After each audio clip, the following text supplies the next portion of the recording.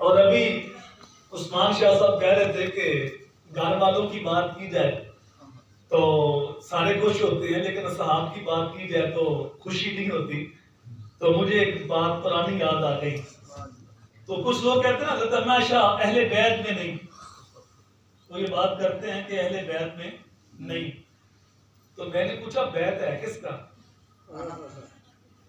بیت کہتے ہیں گھر کا.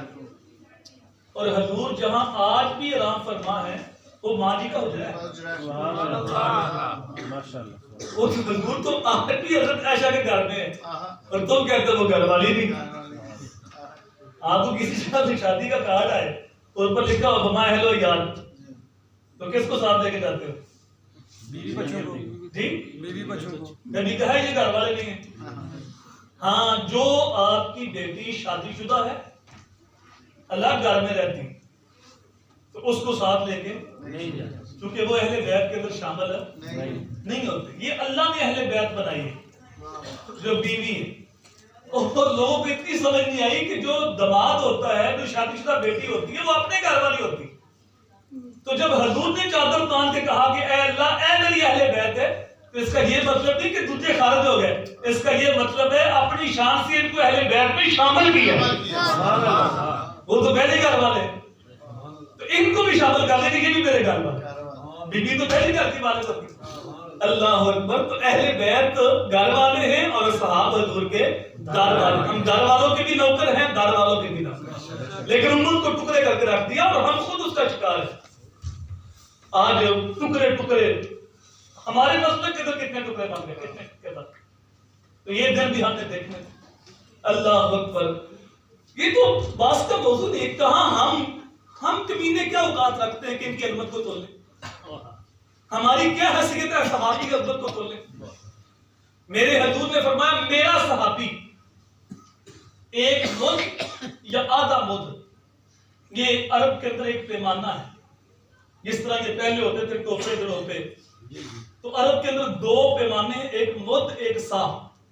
تو فرمایا جس نے ایک مد یا آدھا مد میرے صحابی نے جو اللہ کی راہ میں خراب کی، یوں سمجھو کہ حضور فرما رہے ہیں کہ میرا صحابی جو کی مٹھی اللہ کی راہ میں خراب کرے اور بعد میں آنے والا احد پہاڑ کے برابر سونا بھی اللہ کی راہ میں خراب کرے، فرمایا ثواب پھر بھی میرے صحابی کا زیادہ ہے. سبحان اللہ. یہ نہیں فرمایا دونوں کا ثواب برابر ہے. کسی کے پاس اتنا سونا ہوگا نہیں. احد پہاڑ مدینہ منورہ میں 15 کلومیٹر میں پھیلا ہو، اور کسی کے پاس اتنا سونا ہو تو بھائی صاحب دل بھی اتنا بڑا ہو نا. چونکہ صحابت کا تعلق مال سے تو ہے ہی نہیں. تو کیا کہا تھا میاں صاحب نے کہ مالا مالے سخی نہیں ہوتے تے سخیاں مال نہیں ہوندا، ایتھے اوتھے دوئی جہانی سخی کنگال نہیں ہوندا. صحابت پر دل اسنا بمال، بزرگی پر عقل اسنا پسان. صحابت کا تعلق دل سے ہے، مال سے نہیں، اور بزرگی عقل سے ہوتی ہے، سالوں سے نہیں ہوتی. کمینے دل والا اس کے پاس اربوں بھی ہوں، وہ ایک کنجوس مار رہا تھا، اس کی جان نہیں نکل رہی تھی. تو کسی نے اسے مشورہ دیا کہ اللہ کی راہ میں دے، تو اس نے کہا جان تو دے رہے اور بھی دیں. تو بعض اوقات کنجوس بندہ مرتے وقت بھی مال خرچ کرنے کو تیار نہیں ہوتا، لیکن اگر کسی کے پاس اتنا مال ہے، اتنا سونا ہے کہ وہ 15 کلومیٹر میں ڈھیر پھیلا ہوا ہے، اور پھر دل بھی اتنا بڑا ہے، وہ سونا نکالتا ہے سارا اللہ کی راہ میں تقسیم کر دیتا ہے. اور فرمایا میرا صحابی ایک جو کی مٹھی اللہ کی راہ میں خراب کرتے. یہ نہیں فرمایا دونوں برابر ہیں، بلکہ فرمایا ثواب پھر بھی میرے صحابی کا لیا ہے. وہ جو عمل میں وزن آیا ہے وہ نمازوں سے نہیں آیا، وہ روزے سے نہیں آیا، وہ حج زکات سے نہیں آیا. صرف حالت ایمان نے میرے نبی کے چہرے کی زیارت کی. کتنے ایسے صحابی ہیں جن کو نماز پڑھنے کا موقع ہی نہیں ملا، حالت جنگ میں ایمان لائے. جنگ یورپ میں تھی، گزرتا گزرتا کوئی حضور کا چہرہ دیکھتا غیر مسلم حضور کا غلام بن جاتا. قریب آ کے نوکری کرتا ہے اور تلوار پکڑ کے جہاد پہ نکل جاتا. ابھی ایمان لایا، میدان جنگ میں اترا، شہید ہو گیا. نماز پڑھنے کی نوبت ہی نہیں ہے، وقت ہی نہیں ملا، نہ زکات نہ حج نہ روزہ، کچھ بھی نہیں. ابھی ایمان لایا اور ابھی شہید ہو گیا. پوری دنیا کے غوث قطب ابدال مل کر بھی اس کی شان کو نہیں پہنچ سکتے. یہ حضور صلی اللہ علیہ وآلہ وسلم کے چہرے کی زیارت کرنے کی برکت۔ تو یہ عام صحابی کی شان ہے، تو کہاں صدیق اور کہاں ہم؟ تو یہ کتنی بات بنتی ہے، کوئی آل کو توڑ رہا ہے، کوئی صاحب کو توڑ رہا ہے۔ پیر فیض الحسن شاہ صاحب معلوم ہاروا دے، اللہ ان کی قبر پہ کروڑوں رحمتوں کا نزول فرمائے، ان سے کس نے مسئلہ پوچھا کہ شاہ جی دسو حضرت عائشہ افضل ہے یا حضرت فاطمہ افضل ہے؟ لیکن اللہ والے بڑا پیارا جواب دیتے ہیں۔ آپ نے کہا اگر دیکھیں بیوی ہونے کے لحاظ سے تو فاطمہ بیوی ہے علی کی اور عائشہ بیوی ہے نبی کی۔ نبی کی بیوی سے علی کی بیوی افضل نہیں ہو سکتی۔ اور اگر دیکھیں بیٹی ہونے کے لحاظ سے تو عائشہ بیٹی ہے ابو بکر کی، فاطمہ بیٹی ہے نبی کی، تو ابو بکر کی بیٹی نبی کی بیٹی سے افضل نہیں ہو سکتی۔ جو محبت والے ہیں وہ ترازو برابر رکھیں، کسی ایک طرف وزن نہیں ڈالتے، ہم دونوں کی عظمت کو سلام کرتے ہیں، لیکن پراپوگنڈا کرنے والے جب کرتے ہیں تو اخیر کر دیتے ہیں۔ پراپوگنڈا جب ہوا اور پراپوگنڈے کا شکار لوگ ہو گئے اور جو نئے نئے مسلمان ہوئے تھے وہ دوبارہ کفر کی طرف پلٹ گئے اقتدار کی راہ اختیار کر کے، تو ابو جہل نے دیکھا کہ موقع اچھا ہے، وہ بھاگا نا دیگر کفار کو ساتھ لے کے صدیق کے دروازے پہ پہنچے۔ آپ باہر نکلے تو پوچھتا ہے اگر کوئی کہے کہ رات کے مختصر حصے میں مسجد حرام سے لے کے مسجد اقصی گیا پھر واپس پلٹ کے آیا تو کیا مانتے ہو؟ آپ اس میں پہلے بتا کہا کس نے؟ کہے اس بات کو چھوڑو، اگر کوئی کہے تو مانتے ہو؟ تو آپ نے کہا کہ بات ماننے کی ہے ہی نہیں، میں کیسے مانتا؟ جب اس نے دیکھا لوہا گھر میں چوٹ ٹکانے پہ آئے گی، اس نے خوشی سے کہا تیرے یار نے کہا ہے۔ فرماتے اچھا انہوں نے کہا ہے تو میں تصدیق کرتا ہوں آپ نے سچ کہا۔ وہ تو مسجد اقصی کی بات کرتے ہیں، اگر اس سے آگے کی بات کریں میں پھر بھی مانتا ہوں۔ وہ ہر روز آسمانی خبریں دیتے ہیں، میں ہر روز تصدیق کرتا ہوں۔ الزانے کا سمے یا صدیق، اسی دن سے آپ کا نام صدیق پڑ گیا۔ تو اصل نام لوگ بھول گئے اور سارے صدیق کر رہے۔ تو آج کی مختصر جی گفتگو آپ کی کنیت اور آپ کے القاب اور آپ کے نام پہ میں نے کی، اور ایک حدیث سنا کے بعد ختم کرتا ہوں۔ جب 14ویں کا چاند اور چمک رہا تھا اور ستاروں بھری رات تھی اور ماں جی کی گود میں حضور کا سر انور تھا، تو ماں جی پوچھتے ہیں یا رسول اللہ آپ کی امت میں سے کسی آدمی کی نیکیاں آسمان کے ستاروں کے برابر بھی ہیں؟ توجہ ہے؟ ایک توجہ ہے؟ یہ سوال کرنے والا کون ہے؟ تو جو عقیدے اندھیرے میں بیٹھ کے بنائے جائیں وہ عقیدے سچے ہیں۔ عقیدے وہی سچے ہیں جو نبی کے گھر والوں کے عقیدے۔ اگر نبی کی اہلیہ محترمہ مومنوں کی ماں کا بھی یہ عقیدہ ہوتا کہ نبی دیوار کے پیچھے نہیں جانتا تو یہ تو سوال بنتا ہی نہیں۔ اس سوال سے واضح ہو رہا ہے کہ مومنوں کی ماں کا یہ عقیدہ ہے کہ نبی قیامت تک آنے والی امت کو بھی جانتا ہے اور آسمان کے ستاروں کی تعداد بھی جانتا ہے اور قیامت تک آنے والی امت کے اعمال بھی جانتا ہے، اور ان اعمال میں ریاکاری والے کتنے ہیں، خلوص والے کتنے ہیں، نبی یہ بھی جانتا ہے۔ میرے حضور نے فرمایا ہاں عائشہ ہیں، اس کی فرمایا عمر کی، سبحان اللہ، اس کی عمر کی۔ اب حضرت عائشہ چاہتی تھی کہ میرے والد گرامی کا نام آئے گا کیونکہ ہر بات میں وہی پہلا نمبر ہے، تو یہاں بھی ان کے نام آئے گا، لیکن نام آ گیا حضرت عمر کا۔ ماں جی خاموش ہو گئی تو حضور نے فرمایا عائشہ چپ کر دی، آقا آپ نے عمر کا نام لیا تو میرے باپ کی نیکیاں کی لگی۔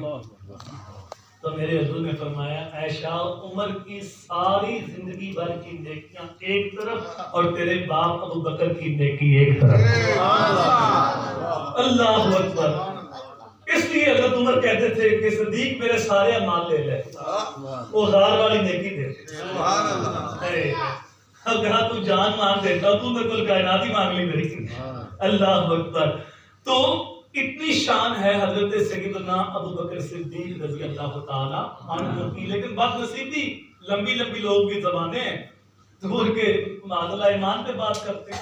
اللہ بہت صحابی آپ ہے جن کو قرآن نے صحابی کہا، آپ کی صحابیت قرآن کی نص سے ثابت ہے، کسی اور صحابی کو قرآن نے صحابی نہیں کہا، اس لیے آپ کی صحابیت کا انکار کرنے والا دار اسلام سے خارج ہے۔ صرف آپ ایسے صحابی ہیں جن کی 4 پشتیں شرف صحابیت سے ممتاز ہیں۔ آپ خود بھی صحابی ہیں، آپ کے والدین بھی صحابی، آپ کے بیٹے بھی صحابی، بیٹیاں بھی، اور آپ کے پوتے اور نواسے بھی صحابی، بلکہ آپ کے جو غلام تھے وہ بھی ایسے حضور کے وفادار تھے، وہ کٹ بننا تو گوارا کرتے تھے لیکن حضور کے خلاف کوئی بات نہیں سن سکتے۔ اس لیے اقبال نے کہا تھا پروانے کو چراغ تو بلبل کو پھول بس، پروانے کو چراغ سے آگے پروانہ سوچ ہی نہیں سکتا، اس کی آخری منزل پروانہ، جب آئے چراغ کو دیکھ کر جان دے، اور بلبل پھول کے آگے نہیں سوچ سکتا، اس کی آخری منزل پھول ہے۔ پروانے کو چراغ تو بلبل کو پھول بس، اور صدیق کے لیے ہے خدا کا رسول بس۔ شاہ صاحب نے پنجابی میں منقبت پڑھی، میں پنجابی میں اسے تقریر تو نہیں ہوتی لیکن مجھے واقعہ کی یاد آ گیا، اگر تسی اجازت ہے استاد۔ ایک عالم دین سے پنجابی بڑیاں سونیاں مثالہ دے سن، انہاں مثال دیتی پنجابی دے اندر، انہوں نے کہا میرا ایک دوست تھا جہانگیر، تو میں اس کو ملنے کے لیے گیا تو اس کا کتا بندھا ہوا تھا، مجھے دیکھ کے اس نے بھونکنا شروع کر دیا، تو میں نے پتھر اٹھایا اس کو ماروں تو کتے نے زور لگایا تو اس کی زنجیر نکل گئی، اتنے میں جہانگیر نکل آیا تو وہ کتا دوڑ پڑا میری طرف مجھے کاٹنے کے لیے، لیکن جب جہانگیر نے دیکھا تو اس نے ایسے بازو کھول لیے تو مجھے اپنے بغلوں میں لے گئی، تو وہ کتا جو کاٹنے آ رہا تھا نا اس کے پاؤں میں آ کے کھلاڑیاں شروع کر دی، پاؤں چاٹنا شروع کر دیا، تو میں نے کہا جہانگیر یہ تو کاٹنا چاہ رہا تھا اور یہ پاؤں چوم رہا ہے، پاؤں چاٹ رہا ہے، تو اس نے کہا مولانا ہے کتا ہے لیکن اتنا یہ بھی جانتا ہے کہ جو سائیں کے بازوؤں میں وہ اسے بھونکا نہیں کرتا۔ یہ مثال دینے کے بعد کہتے ہیں کاش ان لوگوں کو کتے جیسی عقل آ جائے کہ جو 14 صدیوں سے سائیں کے بازوؤں میں ہونے کیوں بھونکتے ہو، جو 14 صدیوں میں حضور کے ساتھ پہلو میں لیتے ہوئے، جب اس بدنصیب نے کہا نا کہ وہ ایماندار نہیں پچھلے، تو کہا کہ وہ جنت میں نہیں، معاذ اللہ استغفر اللہ، یہ بات اس وقت کی جاتی ہے کہ جب کوئی قیامت کے بعد فیصلہ ہوتا تو پھر تم بات کرتے، وہ تو آج بھی جنت میں ہے۔ میرے حضور نے فرمایا ماں بینا بیتی و منبری، روزہ تو میرے حاضر جنت، اے میرا منبر ہے، اے میرا گھر ہے، اے ساری جگہ جنت کا باغ ہے، اے حضور نے فرمایا۔ اچھا چلو دسو جنت جگہ خریدی کنے سے؟ وہاں آپ جو ہر بندہ بھاگتا ہے 2 دفعہ پڑھنے کا موقع ملتا ہے، جو جگہ صدیق نے خریدی ہے اور ان کے بارے میں باندرا نہیں کر سکتا۔ اللہ تعالیٰ سمجھنے کی توفیق عطا فرمائے۔ ایک دفعہ ہمیں شریف 3 مرتبہ کوشری پڑھ کے ملت کرتے، ایک تو دن خاص ہے وہ آپ کی عظمت کو سلام، اور دوسرا ہمارے شاہ صاحب سید باقر علی شاہ صاحب انتقال کر گئے، ان کے سارے ثواب کے لیے ایک مرتبہ ہمیں شریف 3 مرتبہ کوشری پڑھ کے سلام۔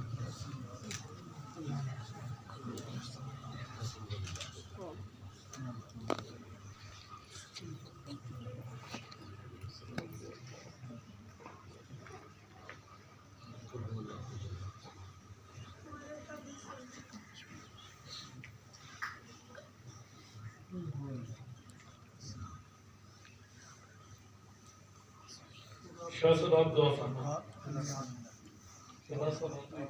اللہم صلی اللہ علیہ سیدی محمد وآلہ وسلم۔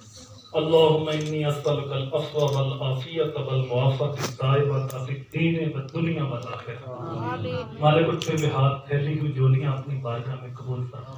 اے اللہ تو تلاوت نعت خوانی باد و تبلیغ اور 2 کلام میری ملت کیا گیا، اے اللہ امام الانبیاء صلی اللہ علیہ وآلہ وسلم کی بارگاہ میں پیش کرتے ہیں، قبول و منظور فرما۔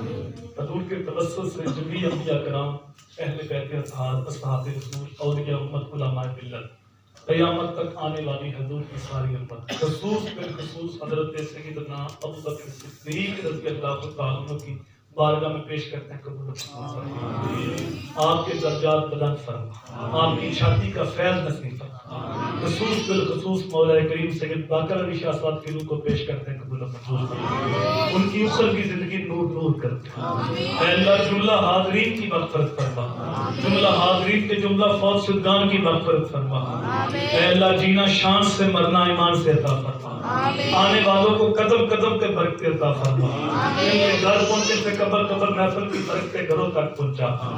صلی اللہ تعالی علی رسول خیر خلقہ محمد و آلہ وصحبہ اجمعین۔